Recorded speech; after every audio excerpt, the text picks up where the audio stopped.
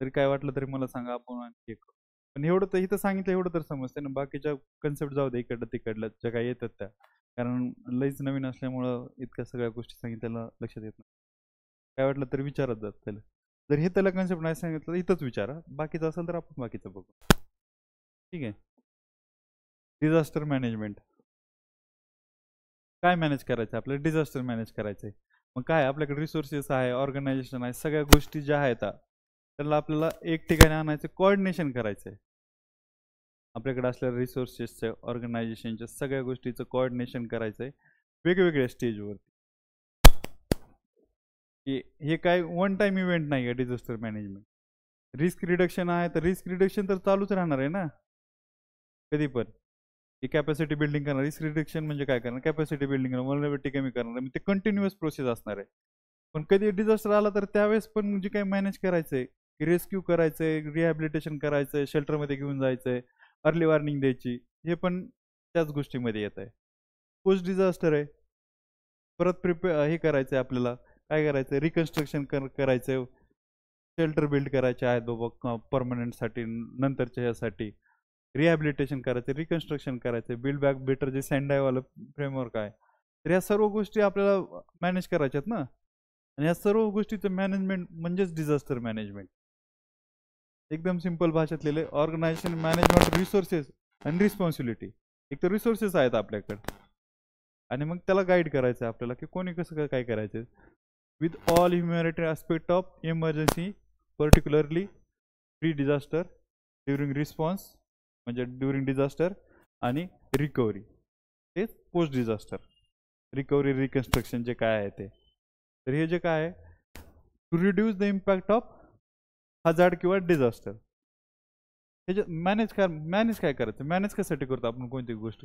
ती कमी करण्यासाठी, इलिमिनेट करण्यासाठी नाही. जे काही प्रोसेस चालते ह्याला डिझास्टर मॅनेजमेंट म्हणायचं आहे. आपण डायरेक्ट डेफिनेशन लिहू वाटलं तर ठीक आहे, सेम डेफिनेशन आहे अशी वरचीच.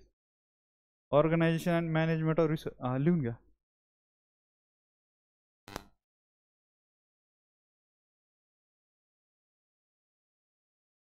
Organization and management of resources and responsibilities for dealing with all humanitarian aspects of emergency, in particular preparedness, response, recovery, in order to lessen the impact of disaster.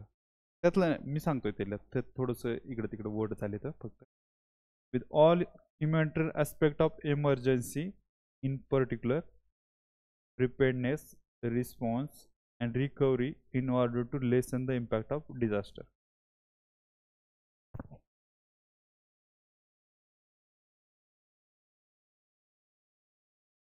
Preparedness, response, हे प्रीचं प्रिपेअर्डनेस आहे. इथून पुढे चालू शकते, समजा मी जसं म्हणलं की pre disaster, during disaster, post disaster, to lessen the impact of disaster.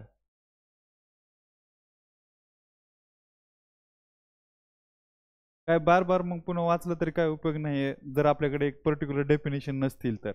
आणि जी समजलेली डेफिनेशन असेल ना तर आणखी बेटर जाते. बाकी काहीच करायचं नाही. 20 पेजेसमध्ये बसते जर व्यवस्थित जर छोटं छोटं लिहित आहे का त्याचं 20 पेजेसमध्ये बसतंय, आणि तेवढं वाचू शकतो आपण सकाळी.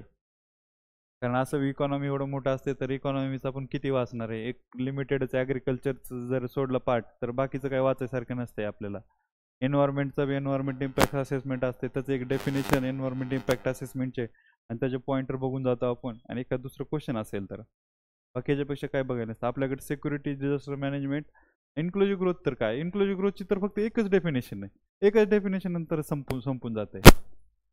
इन्क्लुझिव्ह ग्रोथमध्ये काय फक्त काय करायचं? कॅपॅसिटी बिल्ड करायची आणि एम्पॉवर करायचं आहे, बस झालं. एवढं डेफिनेशन झाली का की जेवढ्या स्कीम आहेत त्या सगळ्या स्कीम त्याला लागू होत होता.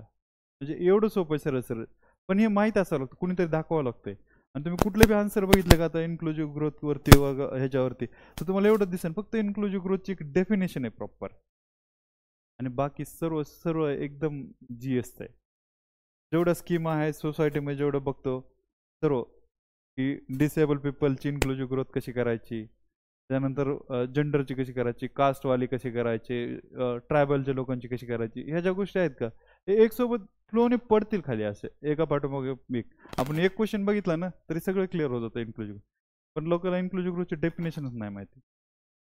मायक्रो फायनान्सिंग असे ह्या ज्या डेफिनेशन एवढं ठरलेलं हे दिसतात आपल्याला रोज रोज दिसतात क्वेश्चन मध्ये दिसतं सारखं सारखं. तर एवढं डेफिनेशन आहे का तर आपल्या म्हणजे आपल्याला कधी विचारलं तरी यायला पाहिजे. कम से कम आपल्याकडे नोट्समध्ये तरी पाहिजेत. एक्झॅक्ट लाईन समजा आता ही जी काय आहे ही लाईन जरी नसेल पण आपल्याला सिच्युएशन आली की उद्याच्याला जायचं आहे पेपर लिहायला GS3चा तर कम से कम टेस्ट सिरीज जाताना एवढं तरी लिहून गेलं पाहिजे. स्वतःलाच कॉन्फिडन्स येतो रादर दॅन की मग खूप सारं वाचलंय आणि ऑन दी स्पॉट मग लार्जर अमाऊंट ऑफ रेनफॉल मग त्याला नाही काय व्हॅल्यू. म्हणजे आपल्यालाच वाटतं की नाही आपण काहीतरी चुकीचं करतो यार कारण कन्क्लुजनला पोहोचतच नाही ना आपण.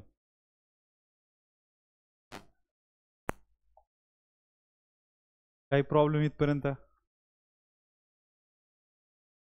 ठीक आहे समजतंय ना स्पीड ठीक आहे. हे बघा आता ऑलरेडी आपलं हे झालंय म्हणजे हे मगाचे माहीत पण होते. तर ज्यांना माहीत नाही त्यांना आपण थोडं समजून सांगू की डिझास्टर 3 स्टेजवरती टॅकल केलं जातं. एक प्री डिझास्टर तरी पण आता मला सांगा प्री डिझास्टर लेवलवरती कोणत्या कोणत्या स्टेजेस आहेत.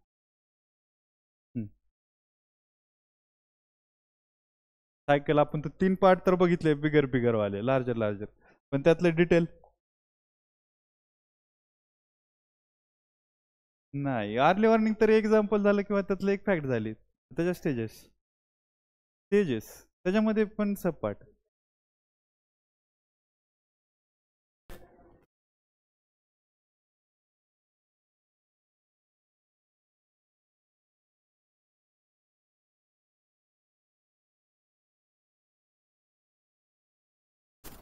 नाही.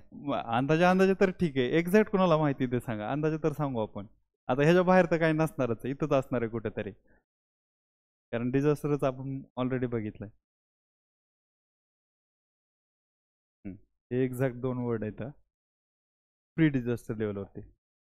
आणि मग इथं हे जर आयडिया आली की हे काय आले आता हे काय इमेज थोडीशी फाटली ठीक आहे. हे काय प्री डिझास्टर आहे हे प्रिपेअर्डनेस आहे आणि मिटिगेशन आहे. मिटिगेशन मध्ये बी आणखी 2 पॉईंट आहेत. आणखी बी सांगा मिटिगेशन मधले पॉईंट. मिटिगेशन पर्यंत पोहोचला आपण ओके. वाचलंच नाही ते दिसणार बी नाही वाचलं तरी कळणार बी नाही बघून सांगा.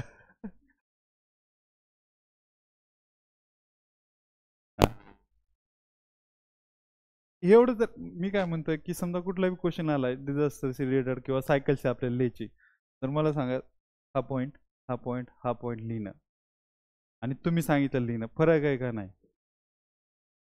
आणि किती अवघड आहे आता आता कुणाचंच नाही विसरणार ना की काय आहे की प्रिपेअर्डनेस बाजूला राहते. मिटिगेशन मिटिगेशन म्हणजे काय की कमी करायचं त्याला की क्लायमेट चेंज आहे.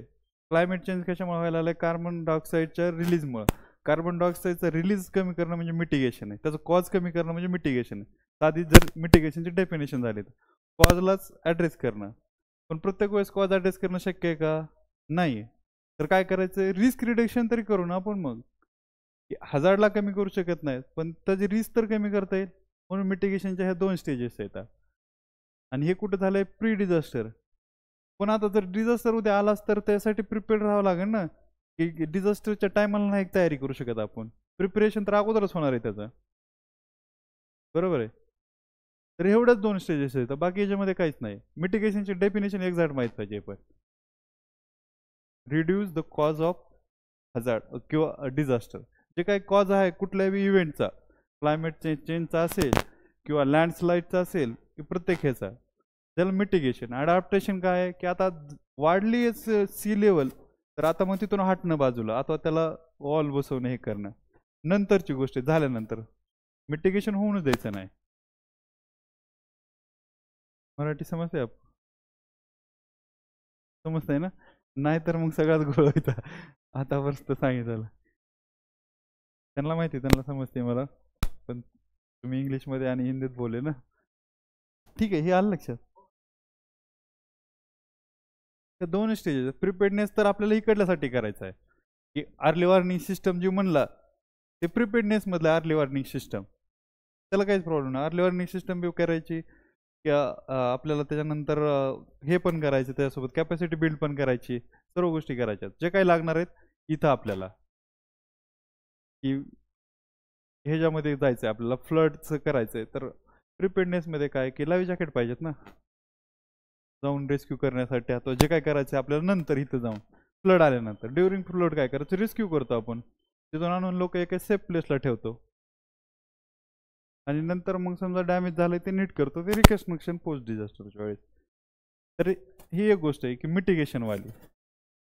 मिटिगेशनमध्ये प्रिव्हेंट करायचंय, प्रिव्हेंट होत असेल तर ठीक आहे, जसं की आपण ड्रॉट म्हटलं तर ड्रॉट प्रिव्हेंट करू शकत होतो ना, प्रिव्हेन्शन. पण जो प्रिव्हेंट नाही होत त्याच्यातली रिस्क रिड्यूस करायची, एवढ्याच गोष्टी करायच्यात.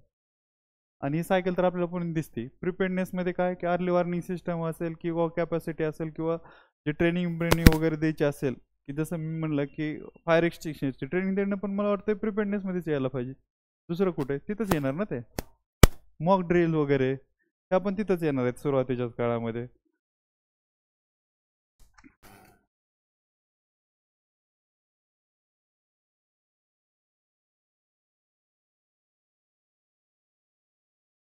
ठीक आहे, मॉक ड्रिल असेल, अवेअरनेस कॅम्पेनिंग असेल, त्यानंतर अर्ली वॉर्निंग सिस्टम तर सांगितलंच मी.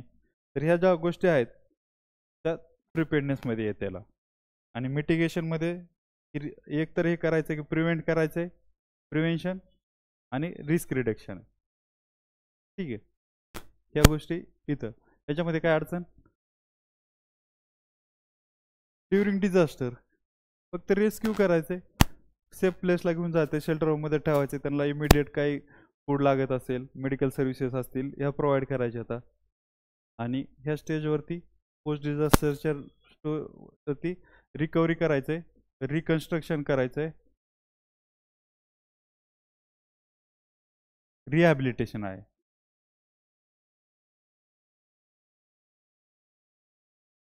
ठीक आहे, एवढी सिंपल सायकल आहे. एवढी जर लक्षात राहिली तर आपलं बरंचसं बर्डन कमी होऊ शकतंय माइंडवरचं, जे की आपण इकडून तिकडून ओढत आणि करत होतो. म्हणजे पॉईंट बी जनरेट होतात ना ऑटोमॅटिकच. जर कुठं आपल्याला करायचं आलं तर ह्याला पण 2 मध्ये करता येतं. आणि जर एवढी कन्सेप्ट जर माहिती आहे का, त्या वाचणाऱ्याला बी फील येतं की यार नाही तयारी करून आलेलं म्हणून. आणि आपण वाचतो, सगळ्यांनीच वाचलेलं, पण हे कसं डिस्क्रीट फॉर्ममध्ये वाचलंय आपण. एका ठिकाणी वाचलं होतं का कधी त्याच्या अगोदर असं? सायकल तर बघितलं असेल, सायकल तर बघितलीच असणार. नव्हतं पाहिलं. ज्यांनी मेन जरी त्यांनी तर पाहिलंच असणार, असंच तर शक्य नाही होणार की सायकलच नाही बघितली. आरती तू पण ह्यातले पॉईंट हे एक्झॅक्ट एवढे डिटेलमध्ये. हां, ओके. म्हणजे ज्यांनी थोडं बी प्रिपरेशन केलं, समजा एखादा क्लास केला तरी कुठं पण सांगणार आहेत, असं काय हे काय लय रॉकेट सायन्स नाही. फक्त कमी टायमामध्ये लिमिटेड एरियामध्ये ही सायकल काढा, मी यातला एक पॉईंट सांगतो म्हणजे आपल्याला पुढे जाता येईल आणखी.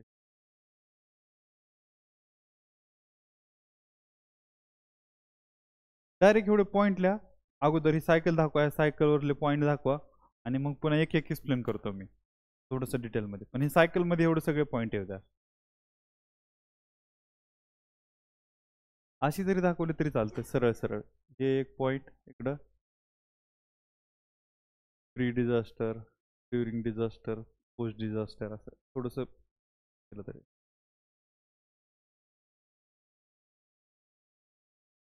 प्री डिझास्टरमध्ये प्रिपेअर्डनेस आहे, दुसरा पॉईंट मिटिगेशन आहे, आणि मिटिगेशनमध्ये एक प्रिव्हेन्शन करायचं आहे आणि रिस्क रिडक्शन करायचं आहे.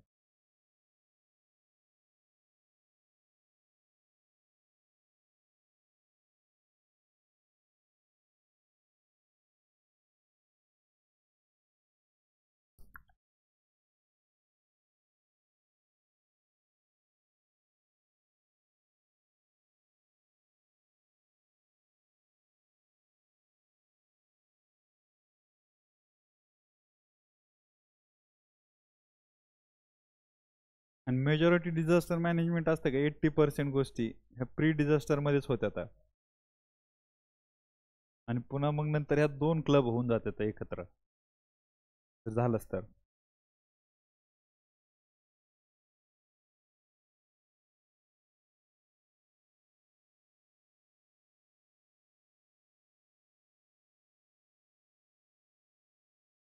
आता इथून पुढचं एक 20 मिनिटामध्ये एकदम फास्टमध्ये आपल्याला जे माहिती त्या गोष्टी मी सांगतो. ह्या बेसिक संपत आहे इथं सगळं. आता फक्त लिगल फ्रेमवर्क टेक्निकल गोष्टी राहतात. एकदम फास्ट सांगतो.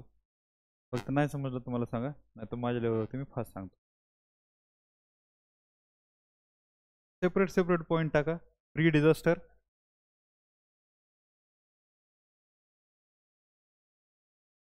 प्री डिझास्टरमध्ये पहिल्यांदा मिटिगेशन, मिटिगेशनमध्ये पहिला point prevention,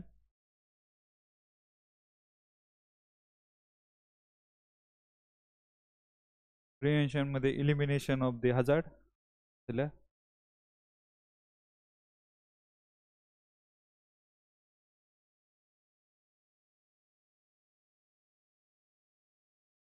try to reduce the hazard आणि इलिमिट द हजार्ड. आणि रिस्क रिडक्शनमध्ये if prevention is not possible then try to reduce the risk.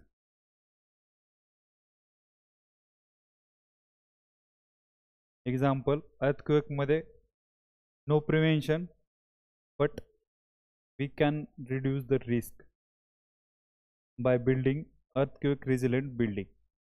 एक्झाम्पलमध्ये risk रिडक्शनच्या.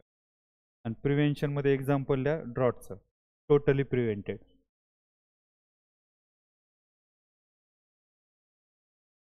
आणि आणखी समजा प्रिव्हेन्शनमध्ये एक एक्झाम्पल जर लिहायचं असलं ना फ्लडचं, तर Damodar valley corporation project,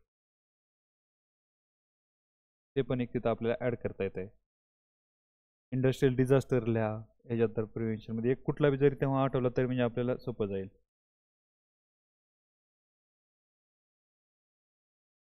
risk रिडक्शनमध्ये अर्थक्वेक लिहा example.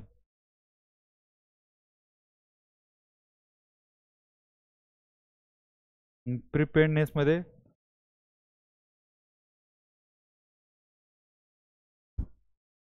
Prepare respond during the disaster.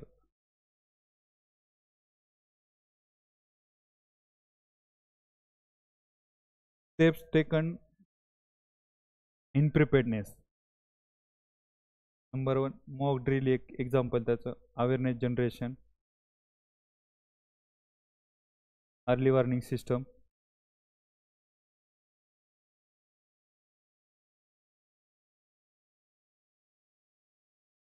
building early warning system असं म्हणा. आणि during disaster response, dissemination of warning, assembling people at shelter, medical service provide करणं.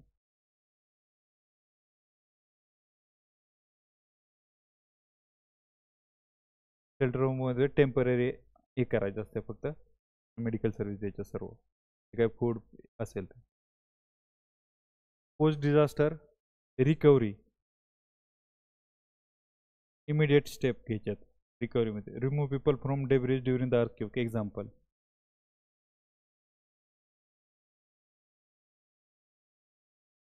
आणि रिहॅबिलिटेशन करायचं आहे, टेम्पररी शेल्टरमध्ये ठेवतात.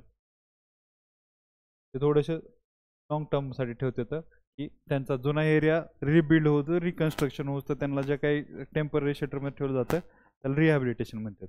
तिथं लाईव्हलीहूड वगैरे अवेलेबल करून देणं, म्हणजे एक 6 महिने 5 महिने 4 महिने 2 महिने तिथं राहू शकते ते समजा.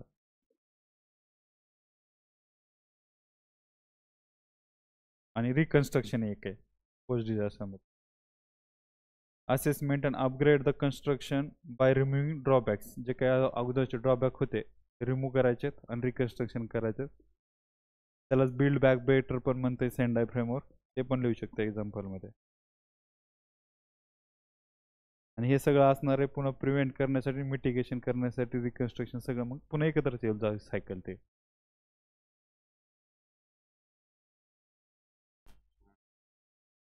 आता इथपर्यंतच डिझास्टर मॅनेजमेंट अवघड होतं. ह्याच्यानंतर एकदम टेक्निकल गोष्टी, लिगल गोष्टी येतात, एकदम सोप्या सोप्या गोष्टी येतात.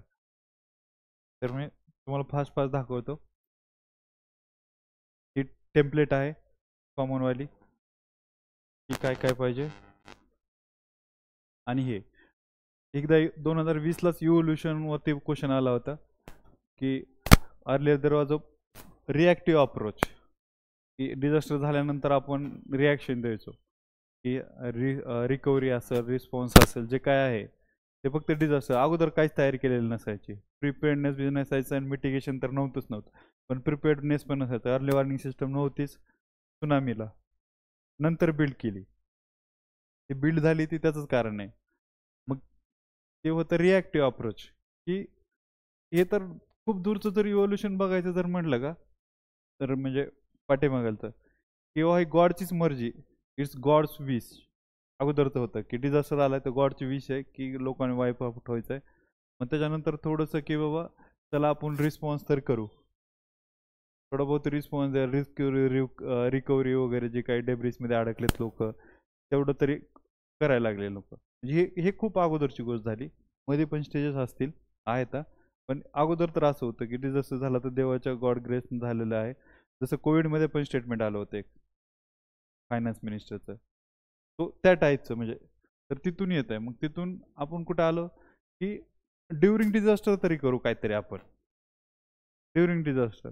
आणि ड्युरिंग डिझास्टरपासून मग काय आलं की चला आता लॉस कमी करू. डिझास्टर त्याच्या पुढं गेलो आपण, आता डिझास्टर व्हायचं तर लॉस कमी केला पाहिजे आपण. मग त्यासाठी थोड्या बहुत ॲक्टिव्हिटी करायला चालू झालं, की जर झालं तर काय बाबा थोडंसं हे बनवणार, हे अर्ली वॉर्निंग सिस्टम वगैरे तयार करणं, हे करणं, हे लॉस कमी करण्यासाठी ना, की जेवढे पळू शकतील तेवढं पळतील, जेवढ्याला काढता येईल तेवढ्याला काढता येईल. आणि त्याच्यानंतर काय झालं की आता सध्या काय आपण रिस्कच कमी करायला लागलो, म्हणजे की राहणार आपण तिथं फ्लड प्लेन एरियामध्ये राहणार, पण त्याची रिस्क कमी करणार, अथवा सायक्लोन अफेक्टेड एरियामध्ये राहणार त्याची रिस्क कमी करणार, ह्या ज्या गोष्टी आहेत सर्व, तर ह्या सर्व गोष्टी तिथपर्यंत येत आता रिस्क रिडक्शनपर्यंत आल्यात. आणि हे इव्होल्युशन आहे. आणि इव्होल्युशन का आलंय हे ह्याच्यामुळेच आलेलं आहे की ज्या काही इव्हेंट घडलेत का त्या इव्हेंटमुळेच. पहिले तर 1994मध्ये ही एक मॉस कॉन्फरन्स झाली होती. त्यावेळेस काय म्हटले की ठीक आहे आपण लॉसेस कमी करू. अगोदर तर रिॲक्टिव्ह अप्रोचच चालला होता फक्त, रिॲक्टिव्ह अप्रोच, प्रोॲक्टिव्ह नव्हताच. रिॲक्टिव्ह अप्रोचमध्ये काय इथं ठरलं की लॉस कमी करू, पण कोणीच काही केलं नाही. फक्त कॉन्फरन्स झाली, आपण इंडियाने पण काय ॲक्शन घेतली नाही, काहीच नाही. मग इंडियामध्ये ओडिशा सुपर सायक्लोन आला 1990चा, आपण प्रिलिममध्ये वाचतो. मग तेव्हा खूप सारे डॅमेज झालं होतं, खूप सारे लोक अफेक्टेड झाले होते, प्रॉपर्टी अफेक्ट झाले होते, लाईफला अफेक्टेड झाल्या होत्या. तर तिथपर्यंत त्यानंतर काय आलं तर अर्थक्वेक आला होता भुजचा.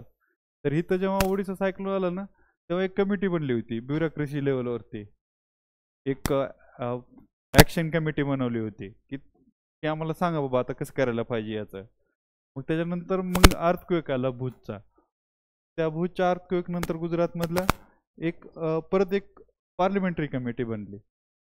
मग त्या पार्लिमेंटरी कमिटीनं थोडेसे रिकमेंडेशन द्यायला चालू असतानाच आले असतानाच ॲक्शन तर घेतलीच नाही गेली. त्यावेळेस परत सुनामी आला. मग सुनामी आल्यानंतर मग अक्रॉस द वर्ल्ड की हे झालं की आता खूप सारे डिझास्टर वाढले. फ्रिक्वेन्सी आणि इंटेन्सिटी हे दोन वर्ड आहेत.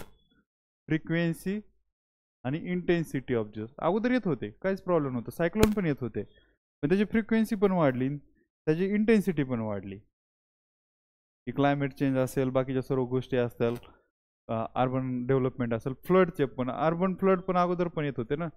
2005 तेव्हाच मला वाटतं की 2005 किंवा 6च्या आसपास मुंबईमध्ये खूप जास्त पूर आला होता. तेव्हाचीच गोष्ट आहे ही, त्याच टायमाची. मग या सर्व गोष्टी झाल्यानंतर मग असं ठरलं की अक्रॉस द वर्ल्ड कोऑपरेशन झालं पाहिजे आणि आपण हे केलं पाहिजे, एकमेकाला सपोर्ट पण केला पाहिजे. मग त्यावेळेस 2005मध्ये होगो कॉन्फरन्स झाली. ते 2004मध्येच होणार होते, 2005च्या नंतर झाले. तर होगो कॉन्फरन्समध्ये ठरलं की it is the responsibility of the state to protect its citizen from the disaster. ही एक रिस्पॉन्सिबिलिटी ग्लोबल लेवलवरती ॲक्सेप्ट केली, की जसं ह्याच्यात पण होतं ते सिंगची केस आहे ग्रेट इंडियन बस्टरची, की त्याच्यामध्ये पण एन्व्हायरमेंटल डॅमेजपासून प्रोटेक्ट करणं ही गव्हर्नमेंटची रिस्पॉन्सिबिलिटी असं सांगितलेलं आहे त्या केसमध्ये. तर ही सेम अगोदर त्या ह्याच्यात युगो कॉन्फरन्समध्ये झालेलं आहे, वर्ल्ड लेवलवरती. तिथं ठरलं की हे करायचं आहे. मग तिथून प्रेशर येऊ लागलं, डॅमेज झाले, तर मग NDMA ॲक्ट आला, नॅशनल डिझास्टर मॅनेजमेंट ॲक्ट आला. नॅशनल डिझास्टर मॅनेजमेंटच्या ऍक्टच्या अगोदर होम मिनिस्ट्रीमध्ये फक्त एक हे असायची, एक सेल असायचं, डिझास्टर मॅनेजमेंट सेल, आणि त्याच लेवलवरती एक्झिक्युटिव्ह लेवलवरती ते मॅनेज व्हायचं. पण त्याच्यात काय असं काही कॉन्क्रीट रिस्पॉन्सिबिलिटी हे नव्हत्या, लिगल रिस्पॉन्सिबिलिटी नव्हती, कोणाची अकाउंटेबिलिटी नव्हती, काहीच नव्हतं. तर मग हे सगळं नॅशनल डिझास्टर मॅनेजमेंटमध्ये हे सगळं स्ट्रक्चर जे बनलं का इंडियाचं जे काय आहे ते नॅशनल डिझास्टर मॅनेजमेंटमध्ये लिगल ह्याच्यामध्ये स्ट्रक्चर बनलं सगळं, पार नॅशनल लेवलपासून ते डिस्ट्रिक्ट लेवलपर्यंत जसं जे काही इम्प्लिमेंटेशन होणार आहे ते सगळं. तर हे बनलंय ह्या नॅशनल डिझास्टर मॅनेजमेंटमध्ये. त्याच्यानंतर आली नॅशनल डिझास्टर पॉलिसी, आणि पॉलिसीवरून आला प्लॅन. मग हे एकमेकाला इंटरलिंक आहेत. आता मला फक्त हे सांगा यातला फरक.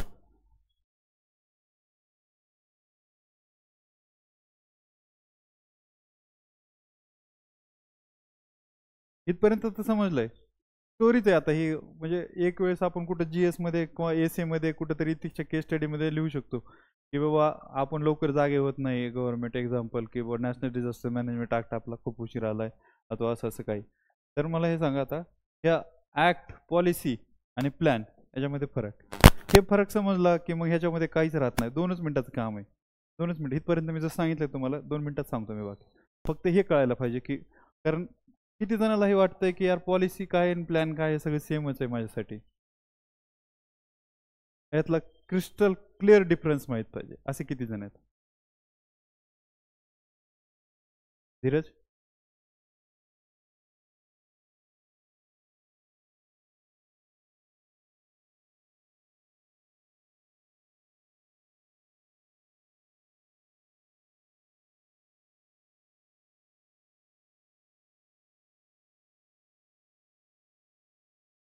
काय असू शकतं अर्थ?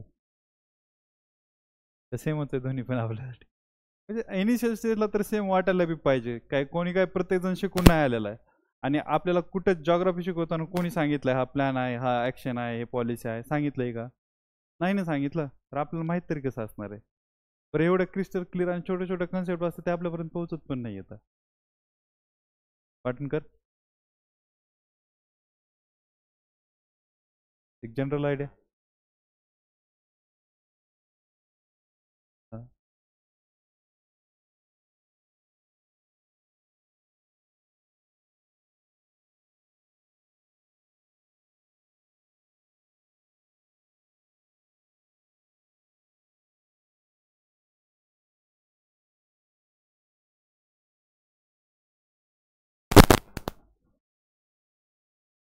हा, सेम सेम.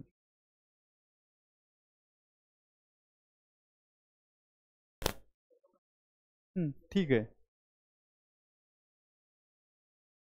ऍक्टमध्ये काय एक जनरल फ्रेमवर्क बनतं आणि त्याच्यानुसार बाबा लिगल गोष्टी बनतात सर्व. लिगली बाइंडिंग असतं की जसं की कॉन्स्टिट्युशनल पोस्ट बनली, समजा 73rd अमेंडमेंट आली तर कॉन्स्टिट्युशनली बाइंडिंग झालं.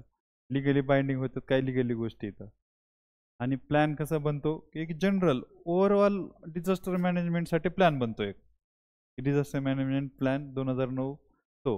आणि त्या म्हणजे एक ब्रॉड ब्रॉड गोष्टी असणार, ऑब्जेक्टिव्ह असणार की आपल्याला काय करायचं, रिस्क कमी करायची, त्यानंतर डिसॅबिलिटी इन्क्लुझिव्ह करायचे, जेंडर इन्क्लुझिव्ह डिझास्टर मॅनेजमेंट करायचं आहे, त्याचा लॉसेस लाईफ कमी करायचं आहे. आणि मग हे प्लॅन जेव्हा येईल त्या प्लॅनमध्ये डिटेल असणार आहे की ह्यांनी म्हणल्यासारखी की एक एक गोष्ट ऑन दी स्पॉट कशी करायची एक्झिक्यूट, कुणाची रिस्पॉन्सिबिलिटी काय असणार आहे, कोण काय करणार आहे. आणि ते एक एक डिझास्टरसाठी असतं गाईडलाईन असणार आहे, त्याच्यामध्ये सगळ्या गोष्टी असणार. ह्याच्यानंतर गाईडलाईन येणार आणखी एक एक ह्याची, पण रिस्पॉन्सिबिलिटी ह्या प्लॅनमध्येच हे केलेलं असतं. आणखी मायक्रो मायक्रो मायक्रो लेवलवरती जाते आणि ते इम्प्लिमेंटेशन लेवलपर्यंत पोहोचते ॲक्टपासून.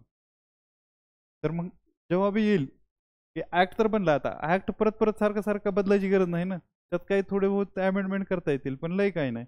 ऑब्जेक्टिव्ह पण पॉलिसीमध्ये फक्त ऑब्जेक्टिव्ह असते. फिलॉसॉफी इथं फिलॉसॉफी पकडा, जे आपले ह्याची पॅसेजवाली जी फिलॉसॉफी आहे का ती फिलॉसॉफी इथं मोठ्या मोठ्या मोठ्या मोठ्या गोष्टी असणार आहेत सर्व. आणि प्लॅनमध्ये एक डिटेलिंग असणार आहे त्याची की कसं कसं करायचं आहे. आणि गाईडलाईन तर पर्टिक्युलर एक एक अर्थक्वेकसाठी वेगळी असणार आहे, फ्लडसारखी वेगळी असणार आहे एकदम डिटेलमध्ये. आणि त्याच्यानंतर मग हे आले इथं चेंजेस झाला बाबा, प्लॅनमध्ये चेंजेस झाले दोनदा. 16ला आलाय पुन्हा 19ला आलाय.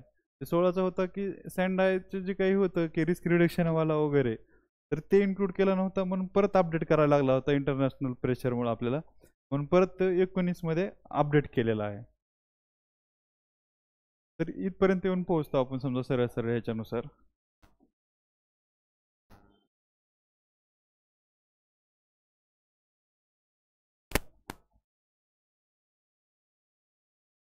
इथपर्यंत हे संपत आहे. आणि ह्याच्यातलं वाटलं तर 2 मिनिटांमध्ये नॅशनल डिझास्टर मॅनेजमेंटचा ॲक्टचं स्ट्रक्चर सांगू का काय काय आहे ते, आणि आपण थांबू मग. ठीक आहे.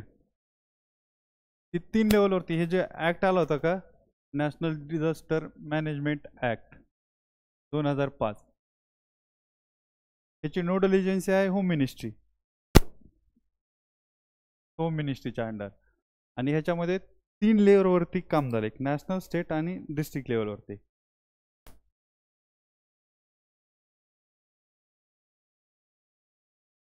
ठीक आहे.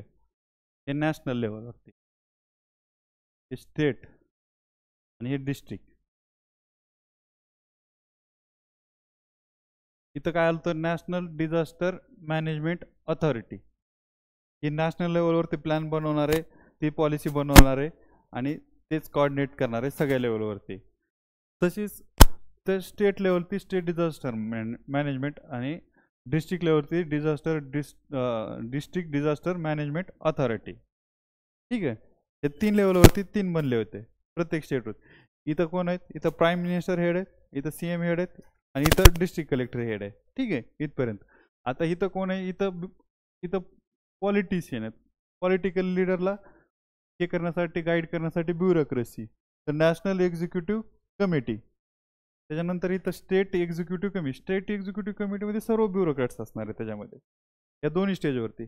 हे ह्यांना सपोर्ट करणार आहेत, यांच्या नावाने प्लॅन बनणार आहे, पण हे सगळं काम ह्यांचं सपोर्टिंगचं काम असणार आहे. आणि डिस्ट्रिक्टवरती काय ऑलरेडीच ब्युरोक्रॅट्स आहेत डिस्ट्रिक्ट, फक्त ह्याच्यामध्ये काय लोकल गव्हर्नमेंटचं एक को-चेअर असतो.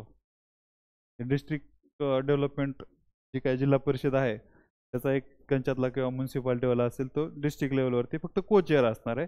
हेड तर हेच असणार आहे, कलेक्टरच असणार आहे. तो इथपर्यंत हे स्ट्रक्चर बनत आहे. एक्झिक्युटिव्हवाला इकडला हे. त्यानंतर ह्याच्यामध्ये असं नंतर सांगण्यासारखं काय आहे की फक्त ह्याच्यापेक्षा एक आणखी कन्सेप्ट आहे की कॅबिनेट कमिटी ऑन सिक्युरिटी. ती एक ओव्हरऑल सिक्युरिटीच्या पर्स्पेक्टिव्ह डिझास्टर बघते की न्यूक्लिअर डिझास्टर झाला तर काय बाबा, काय इम्पॅक्ट होऊ शकतो ओव्हरऑल सिक्युरिटीला, की नॅशनल सिक्युरिटी एक स्ट्रॅटेजिक पॉईंट नाही. तर या टाईपचं सुनामी असेल तर काय होऊ शकतंय, क्लायमेट चेंजमुळे कोणते प्रॉब्लेम येऊ लागले, तर कोणतं येऊ शकतं बरं, असं सिक्युरिटीला थ्रेट होऊ शकतं असं क्लायमेट चेंजमुळे प्रॉब्लेम कोणता येऊ शकतं, हीटवेव्ह, काय येऊ शकतो प्रॉब्लेम, मायग्रेशनचा इश्यू, सिक्युरिटीचा इश्यू म्हणून बघितला जातो, इंटरनॅशनल मायग्रेशन होत आहे. तर ह्या टाईपचे जे इश्यू आहेत एक कॅबिनेट कमिटी ऑन सिक्युरिटी ही लार्जर पर्स्पेक्टिव्हमध्ये बघते रादर दॅन की एक लिमिटेड एक डिझास्टरला ॲड्रेस करण्यापेक्षा. आणि हे दोन्हीच्या एकमेकांच्या कोऑर्डिनेशनने ही गोष्ट पुढे चालते. काय अडचण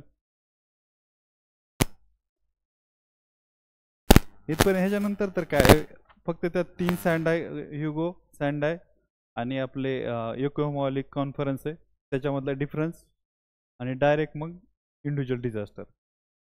बाकीच्या डिझास्टरला तर काय एक 2-2 मिनिटांमध्ये एक डिझास्टर संपत आहे. ऑलरेडी आपण टेम्पलेट बघितली, हे बघितलंय. स्पीड कशी होती, ठीक होती का, जास्त आहे, नॉर्मल आहे ना, समजते.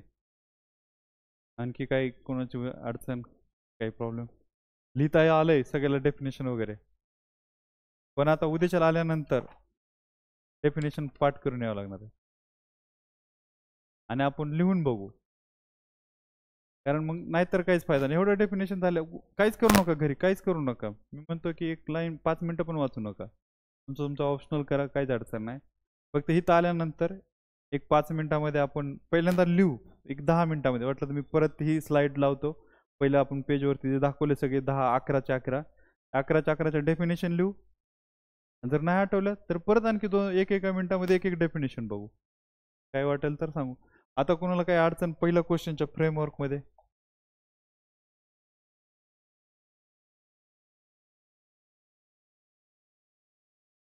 आता बघा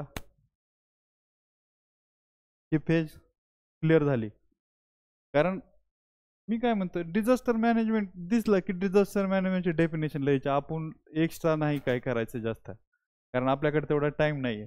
इथं डिझास्टर मॅनेजमेंट दिसतंय, इथं डिझास्टर दिसतंय, इकडं आणखी हजार्ड दिसतंय. त्या कन्सेप्ट तर क्लिअर असल्याच पाहिजे. त्याला तरी सांगितलं पाहिजे की मला माहिती आहे आता, आणि त्याच्यानंतर मग क्वेश्चन ॲड्रेस केला पाहिजे वेगवेगळ्या स्टेजवरती. तर आणखी समजा ह्याचं काय आयडिया, ह्याचं झालं नाही क्लिअर, कसं इंटरॅक्शन होत आहे आणि कसं डिझास्टरपर्यंत पोहोचत आहे. सुजित, येत आहे लक्षात काय अडचण?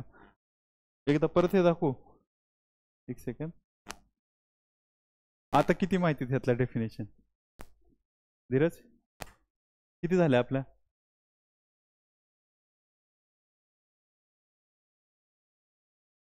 मी तुम्हाला माहिती का विचारलं आता? आपण तर बघितलं आता अडॉप्टेशन ह्याच्यामध्ये नाही येत समजा एवढं, आपण कुठं पण टाकू शकतो. ते रिस्क रिडक्शन वगैरे त्याच्यामध्येच येतं ते. ठीक आहे, पण म्हणजे आता ह्यातलं क्लिअरिटी तर आहे ना 7-8ची तरी, की एक सोबत जर एवढं सगळे एक सोबत जर समोर पोर झाले तर कन्फ्यूज नाही व्हायला पाहिजे. आता उद्याच्याला आपण आल्यानंतर लिहू ह्याच्याशीच रिलेटेड थोडंसं, आणि डायरेक्ट 2 क्वेश्चन ह्याचे घेऊ डिझास्टरचे ॲक्च्युअलवाले, नाहीतर ह्याच्यावरच बनवू. सँडाय फ्रेमवर्कवरचा गेल्या वर्षीचा क्वेश्चन आहे, तो क्वेश्चन लिहू आपण उद्या आल्या आल्या, आणि ह्या डेफिनेशन आणि चालू करू. ठीक आहे, थांबूया.